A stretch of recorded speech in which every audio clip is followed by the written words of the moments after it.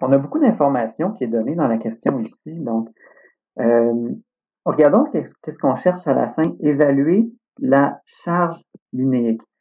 Donc, une charge linéique ici, si on part tout de suite de ça, on n'avait pas de symbole comme tel pour une charge linéique, mais on se rappelle que c'est une force divisée par une unité de longueur.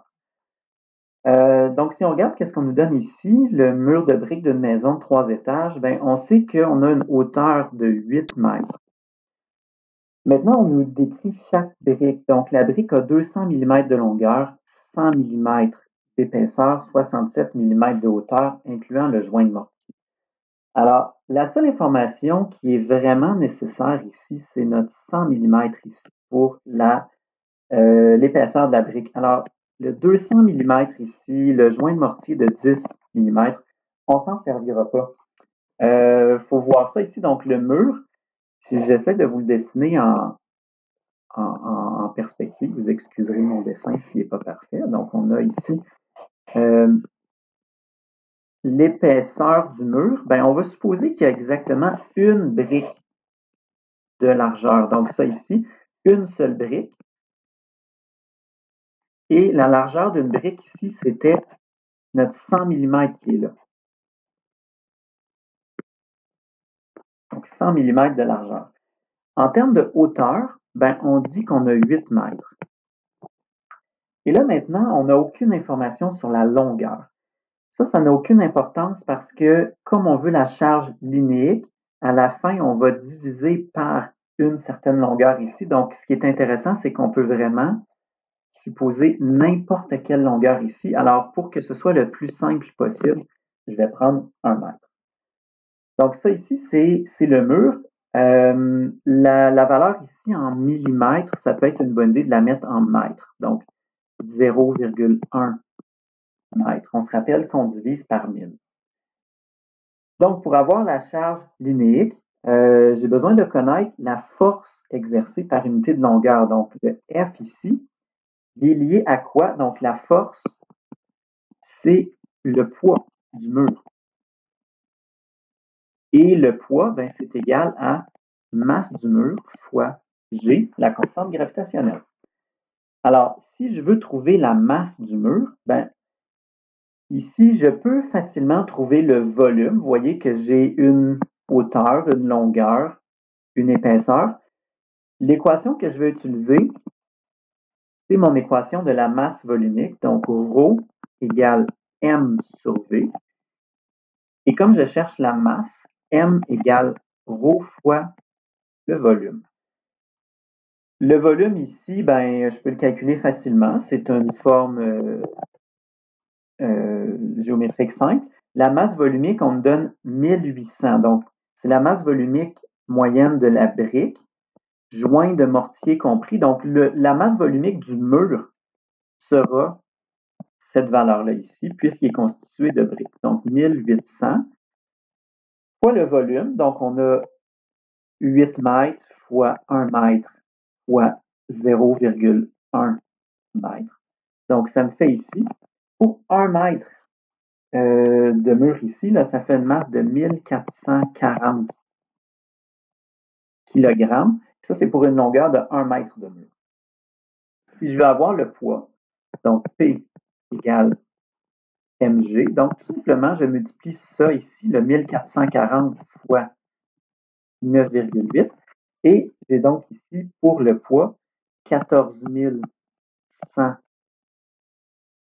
newtons, ou si vous voulez, 14,1 kilonewtons.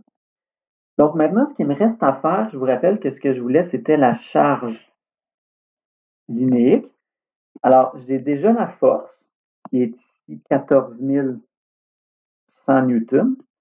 Alors, la charge linéique, ben, je prends cette valeur de force-là, donc 14 100 newtons, et c'est sur quelle longueur? Donc, on parle de quelle longueur de mur? Ben, on avait ici une longueur de 1 mètre de mur. 1 mètre de mur. Donc, la charge linéique permanente que supporte la fondation sous le mur, ben, on peut supposer ici là, que le mur est déposé sur une espèce de de fondation ici. Et donc, 1 mètre de mur pèse 14 100 newtons. Donc, je vais diviser ici par la longueur de 1 mètre. Alors, ça veut dire qu'on a 14 100 newtons par mètre, ou si vous voulez, 14,1 kilonewtons par mètre. Pour la question B, on nous demande de calculer la contrainte unitaire de compression à la base du mur due à son propre poids, ou encore, question qui a tout à fait la même signification, mais qui est formulée de manière un petit peu différente, calculer la pression exercée par le mur sur le sol. Donc, si je dessine le mur de côté, ici, donc, on a, bon, c'est pas tout à fait à l'échelle, on a la hauteur de 8 mètres. Prenons toujours une longueur de mur de 1 mètre. On avait déjà trouvé quel était le poids de ceci. Donc, le poids de ce 1 mètre de mur ici, c'était 14 100 newtons. Maintenant, il faut regarder la surface sur laquelle ça se répartit. Donc, à la base du mur, je m'en vais ici faire une espèce de coupe ici, mais vraiment complètement à la base du mur. Donc, le long de la ligne AA'. Si je coupe ici, qu'est-ce que je vais voir? Ou si je me place complètement en dessous du mur, qu'est-ce que je vais voir? Bien, je vais voir finalement quelque chose qui a 1 mètre de longueur. 1 mètre. Et la largeur de ça ici, bien, on se rappelle que ça ici, c'est la section du mur, hein, c'est la largeur d'une brique. Bien, ici, je vais le mettre en millimètres. Et donc, la longueur du mur ici, 1000 millimètres. Et donc, si je veux la pression ou encore la contrainte, hein, donc si je veux la contrainte ici, sigma égale force divisé par une R. Alors, la force ici, 14 100 newtons, divisé par l'air qu'on a ici. Donc, 1000 mm fois 100 mm, ça me fait 100 000